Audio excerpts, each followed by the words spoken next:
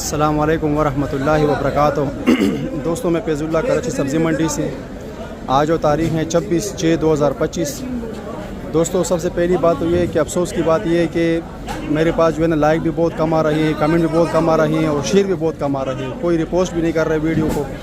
यार, हम इतना मेहनत करते, गर्मी में घूमते, वीडियो बनाते, मगर आप लोग जो है ना यकीन माने, बस बहुत अफसोस की बात है कि कोई जो है ना लाइक और शेयर नहीं आ रहा है बस वीडियो के ऊपर।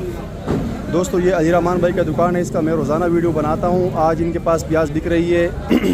ये इनकी दुकान का रेट है भाई, मंडी की दुकान, मंडियों के रेट नहीं है, ठीक है, होलसेल मार्केट का रेट नहीं है। इनकी दुकान का जो मेरे ग्राहक मुझसे लेते हैं, और इनकी दुकान का जो रेट है 800 रुपये मन, 900 रुपये मन और 1000 रुपये मन और 1100 रुपये मन। आज इनके पास बिका है माल 40 kg 1100 रुपये, अच्छे माल बिके हैं। ठीक है भाईजान, ये रेट है 40 kg का।